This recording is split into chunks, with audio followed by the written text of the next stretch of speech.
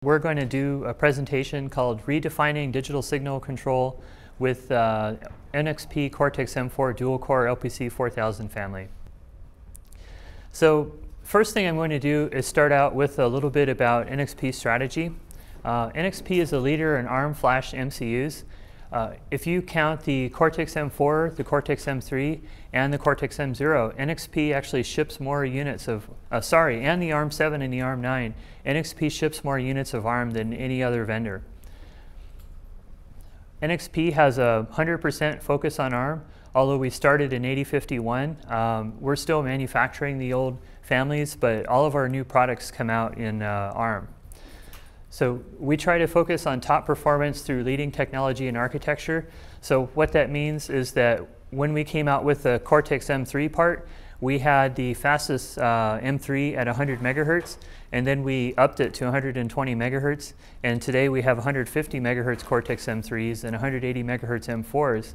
So we're trying to always make sure that we push the technology as far as it'll go. We also have offer design flexibility through pin and software compatible solutions. So what that means is that there's scalable memory sizes. So for a particular part that comes out, like the 1788, maybe it has half a megabyte of flash, but there will also be smaller versions that cost less money.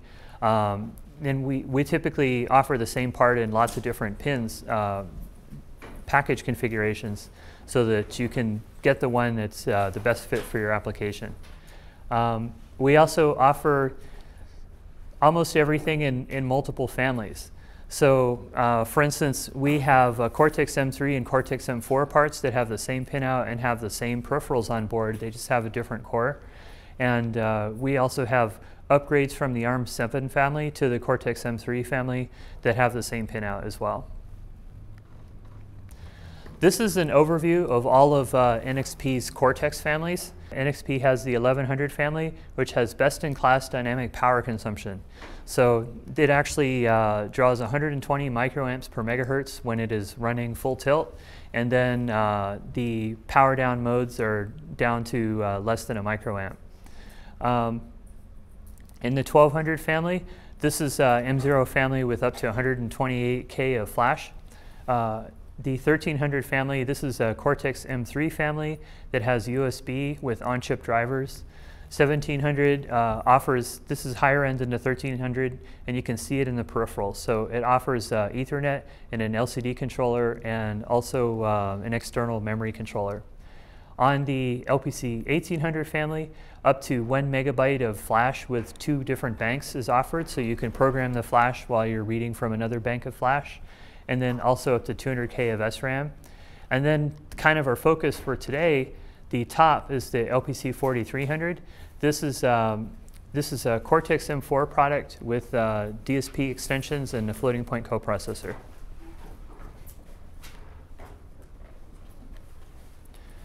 Introducing the LPC4300 family. So the features that are present in the 4300 family include the Cortex-M4 based digital signal controller, which is running at 180 megahertz. So this is the fastest Cortex-M4 on the market. Also present, this is a first for NXP. This is actually a dual core processor. So there's a Cortex-M4 with a Cortex-M0 on the same part. There's up to 1 megabyte of flash. The 1 megabyte of flash is in 2 512 megabyte banks. So that allows you to have safe in-application programming on one bank of flash while you're executing from the other bank of flash. There's up to 264K of SRAM on this part. So again, there's lots of different variations of the part, but the biggest one is 264K of SRAM running at 180 megahertz. One of the features on this part that is also new at NXP, and I think is new in the market, is SPI Flash Interface. So what this does is it allows you to connect a quad SPI flash to the part. And the memory controller actually maps this into the memory map, and you can execute code from it. So If you're familiar with SPI and SPI Flash, normally SPI Flash is great for adding memory expansion to your system, but it's just kind of pokey and slow, because when you need to read something, you have to clock out to SPI and tell it what address you want to read, and then you got to clock in a little bit of data into a buffer somewhere, and then you like pass this buffer to a function and it does something with it, but you can't execute code from it. So where the SPI Flash interface is different is that this actually has a dedicated area in the memory map, and it's a hardware state machine that does all of the addressing and clocking for you. So you just go in your memory map and you say, I'm going to read this word out of memory, and then the SPI Flash interface will, using the quad SPI 4-lane SPI interface, it will go to the external flash and get the data and show it in the memory map. And there's also a cache on it, so it operates pretty quick. So it's got 4 lanes, and then on this part, all of the interfaces on this part operate at 120 megahertz, so you can actually get up to 60 megabytes per second data transfer rate through the SPI Flash interface, or SPIFI as we call it. Another novel new peripheral is a State Configurable Timer subsystem. So the SCT, what it is it's basically a combination of a timer, a PWM, and a state machine. So it allows you to, you can do like a full motor control PWM with it, but there's state machine design software that NXP provides where you can draw the architecture of how the PWM works, and you can put, like, you can design in your own shutdowns and stuff like that. It doesn't have fixed function lines. It's completely programmable. Also present on this part is the Serial GPIO. So Serial GPIO is, it's kind of like a shift register, only it's kind of like 16 shift registers. And the shift registers are tied to I/O lines, and you can write data into them, and the data will get clocked out. Each one of these I/O lines has it has a divider so that you can specify how fast the data is clocked out. And you can also bond multiple pins together, and you can clock things out like in nibbles, in nibble-sized output. So this Serial GPIO, what this is for is we created this to kind of answer the question of, well, you know, we want to be able to do X with your part, but it doesn't have enough UARTs. So, well, then you can get the Serial GPIO and you can program it to implement some extra UARTs or SPI, or you could implement custom functionality for it if you have a custom serial interface.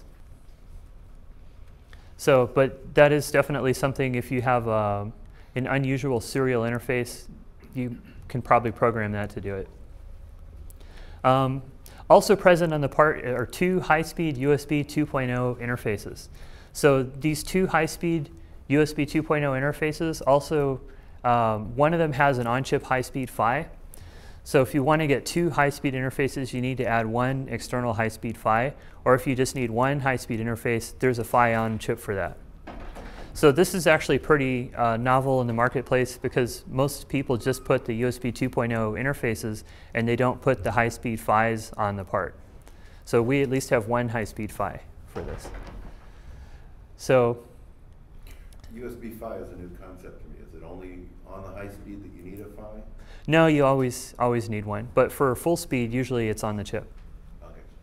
So, but if you're doing high speed, it's usually not.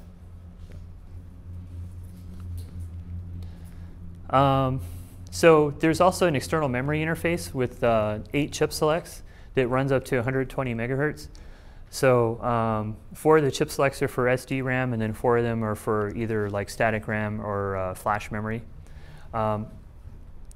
Also present on the part are 10100 Ethernet MAC, LCD panel controller. The LCD controller will do 1024 by 768. There's also 2 10-bit 8-port ADCs and a 10-bit DAC. And there's general purpose DMA controller. There's a motor control PWM. So there's actually 2 motor control PWMs, because there's 1 dedicated one, and then you can also use the State Configurable Timer system to do another 3-phase motor control PWM. And there's a quadrature encoder interface, many serial peripherals, and up to 164 GPIO pins. So again, the main features are there's asymmetric dual core, so it's 180 megahertz ARM Cortex-M4 with the floating point coprocessor. And then there's also 180 megahertz Cortex-M0. So these are combined together. So if you have some sort of a system where it receives data over the network and then it does a bunch of DSP and it sends it to a motor or something like that, you can implement like your TCP/IP stack using the Cortex-M0 and then leave the Cortex-M4 dedicated to the digital signal control aspect of the system. There's large internal memories, so there's 1 megabyte of dual bank flash and 256K of SRAM. And then there's a lot of advanced peripherals from 2 high-speed USB 2.0 interfaces, a State Configurable Timer, 10100 Ethernet, and LCD panel controller. So here's a list of all the part number variations for this part. So the ones that we have today are the LPC4300, and this one is doesn't have the flash memory on it. It's got the SRAM on board. But there's a whole slew of parts with the flash memory that are coming out in the first quarter of next year. One of the things about this part is we want to make everybody happy where packaging is concerned. So we have packages that are as small as 9 by 9 millimeter and as large as 30 by 30 millimeters. Some people would like large packages that are easy to solder. Some people want small packages. Some people just need the high pin count. If you're going to use the external memory controller, that's what's going to push you to require the high pin count. So now let me talk about the LPC4300, which is a Cortex-M3 that's designed to be pin compatible with the 4300. So the LPC4300, main difference is this one goes to 150 megahertz instead of 180 megahertz. The flash memory is up to 200K instead of 264K. And then other things that are different are it doesn't include the serial GPIO, but otherwise it's the same feature set. You said flash, but you meant RAM. Yes, you are correct. Yes, this one has slightly smaller SRAM than the Cortex-M4 part. But the same flash. And the same flash. It also doesn't include the Cortex-M0. It's a single core part. So this is, again, the main features are runs up to 150 megahertz with the Cortex-M3. Has 2 high-speed USB host and device interfaces. Has the quad SPI Flash. So the quad SPI Flash, we're actually thinking that maybe in the future this is going to reduce the need for external memory interfaces on some systems because it kind of makes more sense to connect external flash with a SPIFI than to connect it with a traditional memory interface. But we'll wait and see on that, just see how people end up doing it. There's also the State Configurable Timer, 200K of SRAM, and up to 1 megabyte of flash. So the key thing to remember about the 1800 is if you don't need the dual core processor and you don't need the digital signal controller or the floating point unit, you can use the LPC4300 instead of the 4300, and it's pin compatible. So the differences: 4300 floating point unit, Cortex-M4 is a little bit more SRAM, Cortex-M0 serial GPIO, and they're pin compatible. And this is the part numbers. These actually mirror the same part numbers that are in the 4300 slide. So let me go back to the 4300 and talk a little bit about it because it's the first Cortex-M4 part from NXP.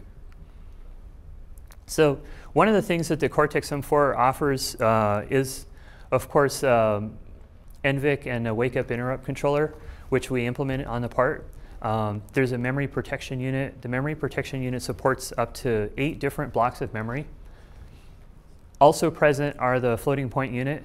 Not every Cortex-M4 vendor implements the floating point unit, but I will show you some benchmarks later that will explain why it's a really good idea to have it if you're going to get a Cortex-M4.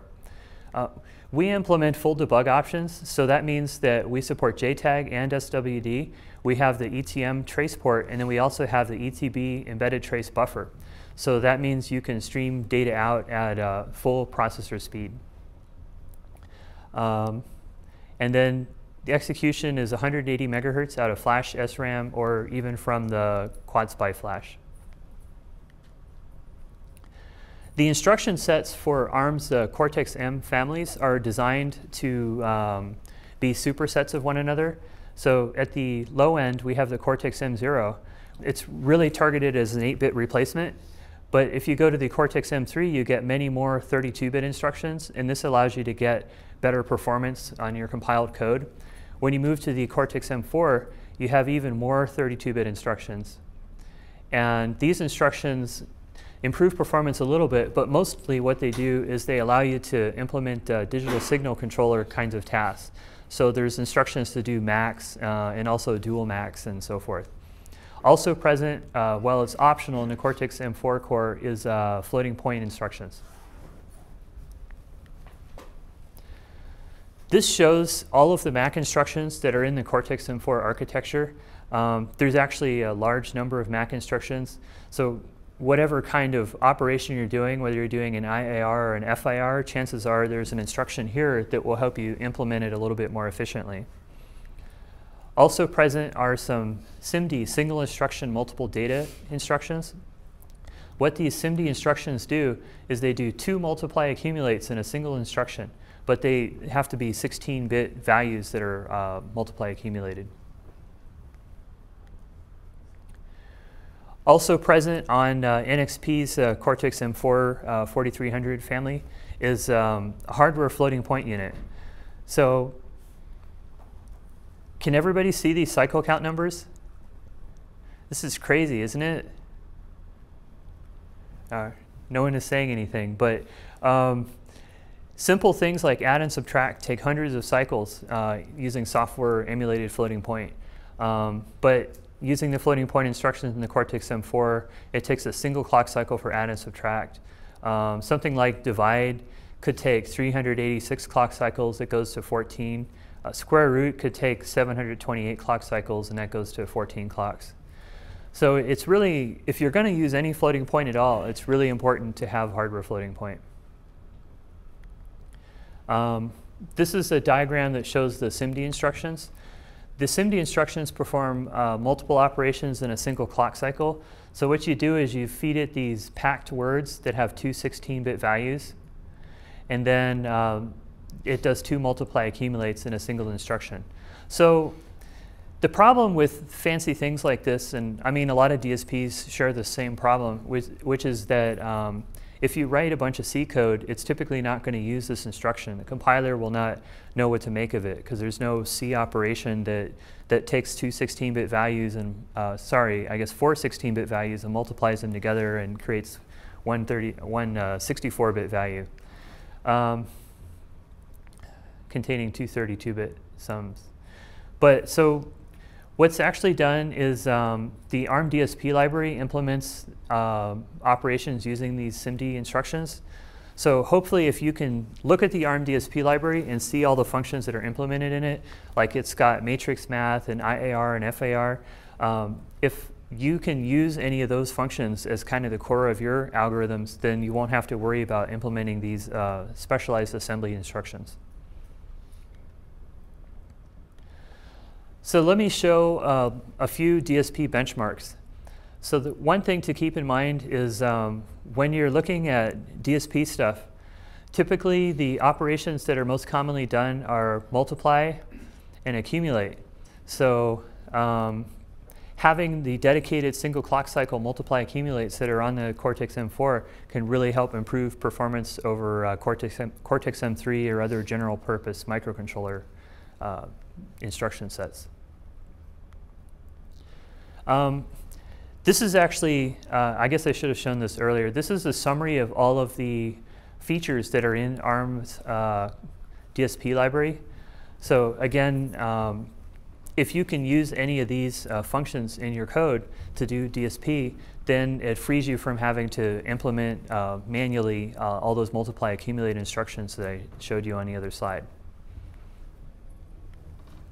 What this slide shows is this is a comparison between the Cortex-M3 and the Cortex-M4. It's normalized to the M3. So what we did is we did an FIR on the Cortex-M3 and we said, oh, it takes 1. And then on the M4 we did the same FIR and it was faster. So you can see here it's almost twice as fast. IAR, it's like 3 times as fast. So we did that with all these different operations just to show the speed up. So it's not like the floating point operations. It's not like ludicrously like 100 times faster, but it's definitely consistently much better at DSP operations than the Cortex-M3. So if you have a system that you're designing in a microcontroller and you need to do some DSP, then Cortex-M4 is a good thing to look at over the M3. So this is the same chart, but showing 32-bit operations. This one is, it's not as much faster because it can't use the SIMD instructions that allow it to do 2 max in a single clock cycle. But it's still significantly faster. Here's an example that shows off kind of the use of a general purpose microcontroller versus a DSP. So typically general purpose DSPs fall apart doing MP3 audio playback because MP3 audio playback includes, well, there's a lot of bit manipulation, which the microcontrollers do great at, and then it's got to do a little DSP, and then they fall apart on that. So it takes a long time. You have to have about 25 megahertz to be able to decode MP3 on a typical microcontroller. With the discrete DSP generally has a tough time with all the bit manipulation in MP3, but then it does a good job with the DSP portion. You still end up requiring 14 or so megahertz in order to do the decode. With the Cortex-M4, you can do it in about 9 megahertz, and then with a specialized audio DSP, this is a DSP optimized specifically to do MP3, then you're going to need about 7 megahertz of bandwidth. So again, the M4, it isn't always the fastest at everything, but on average it does a really good job at almost everything. So that's kind of the message. Here's actually some hardcore DSP benchmarks. So first we have an FAR, a 32-tap FAR with different block sizes. As you can see, the speeds fall in between the black fin and the piccolo for this particular operation. So it's actually, it's a bit faster than the piccolo and a bit slower than black fin. But it's a general purpose processor, so it'll do a lot of other things a lot more efficiently than the specialized DSPs will do. With the IAR, it actually wins on the clock cycle count challenge here. It's actually it's doing much faster than the piccolo and a little bit faster than the black fin. And then down at the bottom with the FFTs, it comes in as just a tiny bit slower than the piccolo and faster than the black fin. So as you can see, like these two guys switched which one was faster there. So not every architecture always wins everything, but the M4 is a pretty decent DSP clock for clock. And then if you have to do floating point, it's going to be a really good DSP. So this is an example we did a Mandelbrot fractal program, which unfortunately I don't have the demo at the show, but we had that you could zoom in by touching it. It was pretty cool. It takes 711 seconds to refresh when you tap the screen and it's going to zoom in. It's like, so that's, I don't know what that is. What is that, like 12 minutes? So if you have the floating point optimization, and it takes 3 seconds to do the same thing. So the person who did this pointed out that the core calculation is the square root, which that's, if you remember that other slide, it takes 700 clock cycles to do that on a Cortex-M3 for floating point, and then 14 clock cycles to do it on the Cortex-M4 with the floating point coprocessor.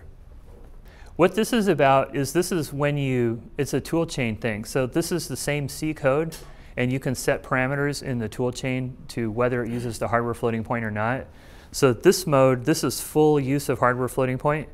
And this mode is sort of a compatibility mode, where you can have libraries that don't use floating point, and you can call them from your code that you're compiling to use floating point, and it'll still work. So it's like a compatibility mode floating point, where not all the code is recompiled. But it's slower. But still, it's a lot faster than if you use the no floating point. So now let me talk a little bit about the asymmetric dual core with the Cortex-M0. Basically, the traditional way of doing multiprocessing is symmetric dual core, symmetric multi-core, where you have 2 different processors, and then they have their own cache memory, and then they share a program memory. So what we ended up doing, which was a little bit simpler and cheaper for microcontroller applications, is we have 2 different cores, and one is sort of the main high-performance core, and then we have another core that you can use for other things. And they can segment program memory, or they can also operate out of the same program memory, but then there's a performance reduction. So mostly it's segmented. A specialized OS is not required, because you can just run an OS on one of the cores and have it feed transactions to the other core, which is what we've ended up doing. So where this comes in, where this is useful is you can take the Cortex-M4 and you could have it do image processing, and then you could take the Cortex-M0 and have it control peripherals, or some other dividing of the work effort. So because the M4 has the DSP functionality, it makes sense that that would kind of do the heavy-duty math. So if you have an application where data is processed, you can have the processing take place in the M4, and then if you're executing stacks or other kinds of things, you can do those on the M0.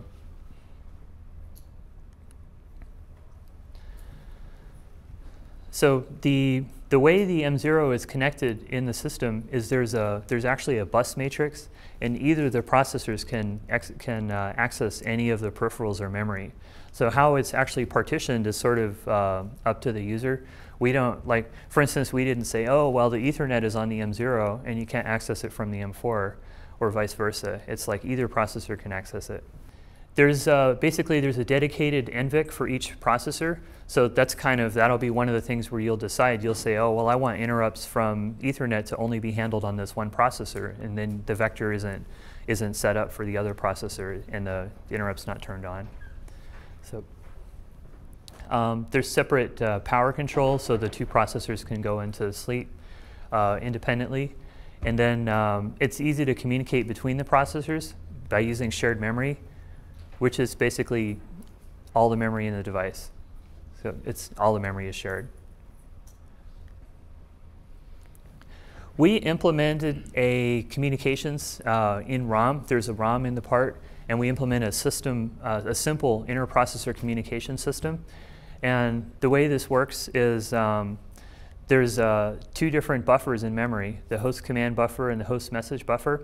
And then each of the cores writes to one of the buffers, so whether it's this one or right through here. And then each of the cores can send an interrupt to each other when there's data that is placed into the buffer. So through the bus matrix, one of the things that I do want to point out is that you'll get best performance if you use separate chunks of memory to execute code. So the way this is done is the SRAM, for example, is broken into 4 different pieces.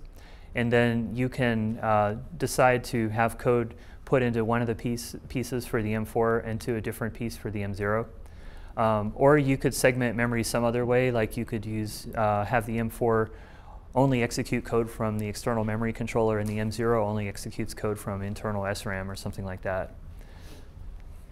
And then if you do this, then you'll get 1.25 dry stone MIPS per megahertz on the M4 and 0.9 dry stone MIPS per megahertz on the M0.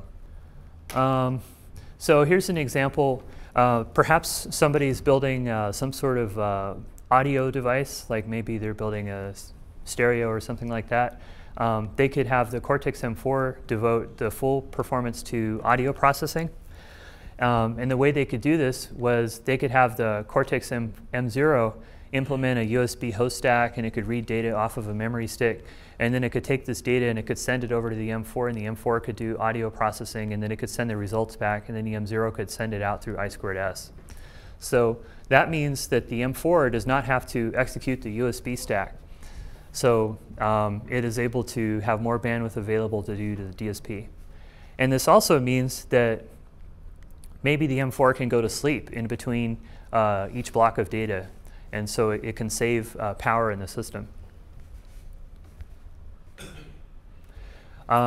Something similar could be done in motor control. So field-oriented motor control could be implemented on the M4, and then a CAN stack could be on the M0.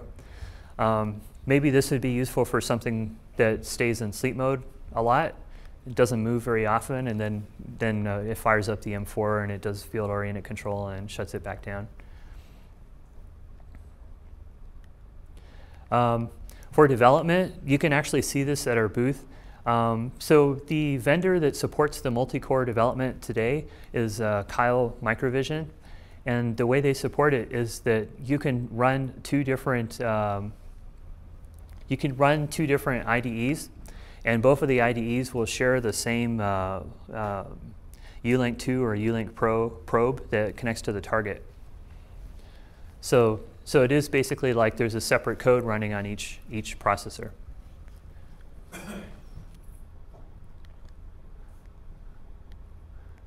So let me talk a little bit about Serial GPIO. Serial GPIO, this is the new peripheral that, that we have that is kind of a programmable serial peripheral. The way it works is that it's able to implement I2S, UART, SPI, QSPI, and other interfaces. It has 16 inputs and outputs, and each I/O line has its own shift register for output and also shift register for input.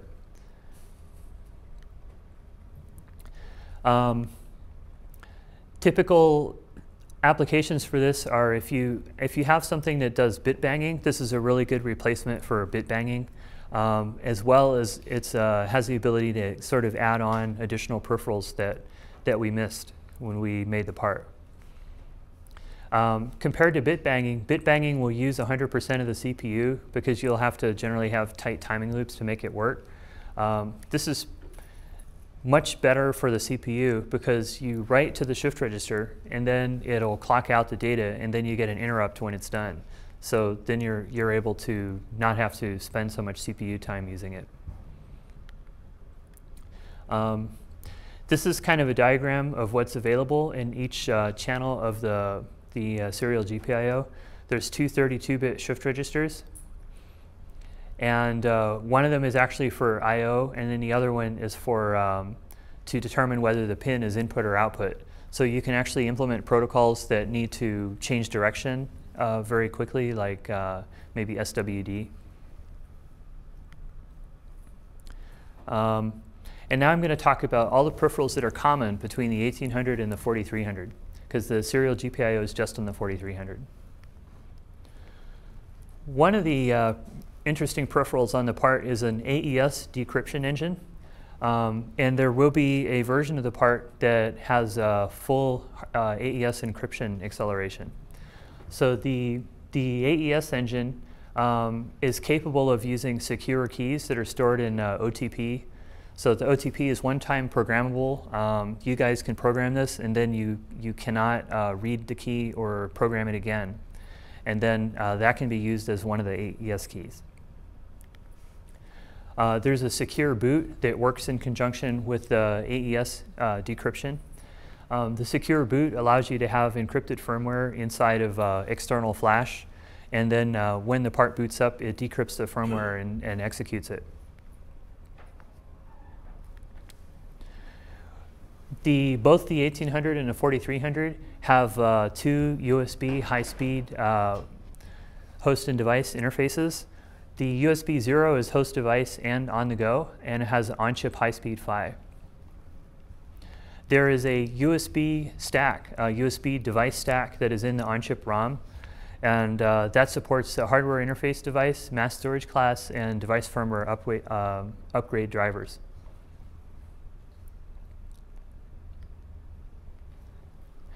The State Configurable Timer. This is a dual timer with programmable state machine. It's got input capture events, signal output capabilities, interrupts, and it has interconnections between all of these. And basically, the way that it works is there's a counter and there's match logic. There's a GUI where you can select when you get the match, what interrupts events are generated. And then given the events that are generated, it can transition to another state and generate another output or wait for another match event.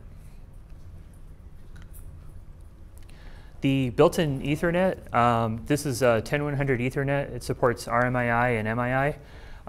Some other features that are new to the Ethernet block on this chip are it supports the IEEE 1588-2002 Precision Time Protocol timestamping. This is used a lot in industrial control to synchronize timing over a large network. The Ethernet also has TCP/IP hardware checksumming. So instead of just checksumming the Ethernet frames, it also checksums TCP/IP packets.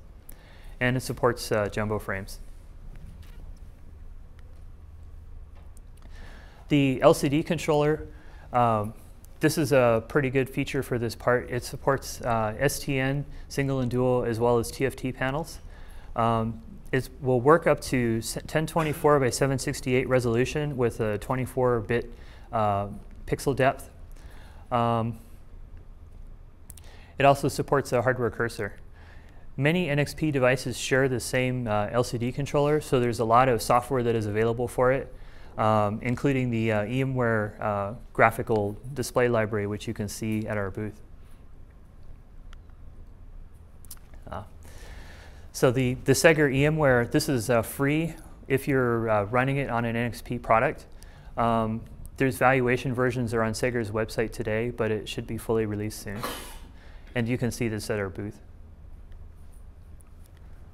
So for the SPI Flash interface, this is actually a 6-pin interface to the external flash. I mentioned this in the beginning, but the features of this that are great are it helps to replace external NAND and NOR flash. It's really easy to use. There's a single function call that'll turn this on, or you can boot from it and execute your code in place. NAND flash usually doesn't support execute in place, but the Quad SPI Flash interface does. There's only 6 signal lines on your board, so when you're designing your board, you have to worry about 6 lines, or do you want to hook up 40 lines like it would take to hook up a regular flash? Also, probably you can get more done with the lower pin count parts, like there's a 100-pin part that's in the 9x9mm package. If you use that part, it'd be really hard to use the external memory controller, but you can still use the Quad SPI Flash interface. The performance of this, it's not the same as internal flash. It's about 70% the speed of internal flash, but it's faster than using external 16-bit NOR flash.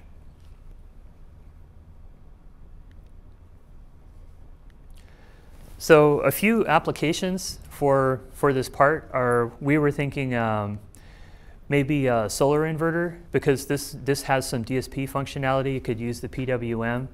Could also use the dual core implementation, because usually there's a user interface aspect to it. You could use the LCD controller to control external graphics. You could do home automation stuff. You could use the Cortex-M4 digital signal controller for speech recognition, and then you could use the LCD interface to do graphics. You could also use the onboard Ethernet and USB.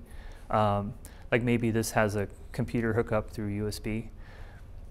Other things that are useful include audio systems, which you could use the DSP functionality, and then industrial and power control. In addition to the PWM that's on board, there's also the State Configurable Timer, which would be useful. There's a dual ADC that would be helpful, as well as the Ethernet with the Precision Time Protocol.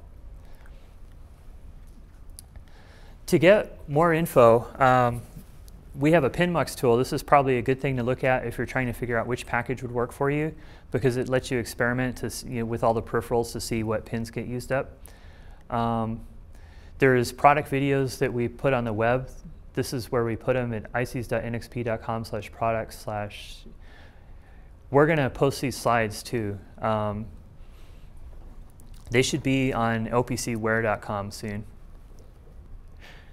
So this is a good place to go to get information on all the parts. One website that you're going to start to see more is lpcware.com. This is kind of taking over from, we have a lot of, there's like forums on there, so we're going to do support through it, and then it's also going to be, a lot of the stuff on ics.nxp.com is going to move over to lpcware.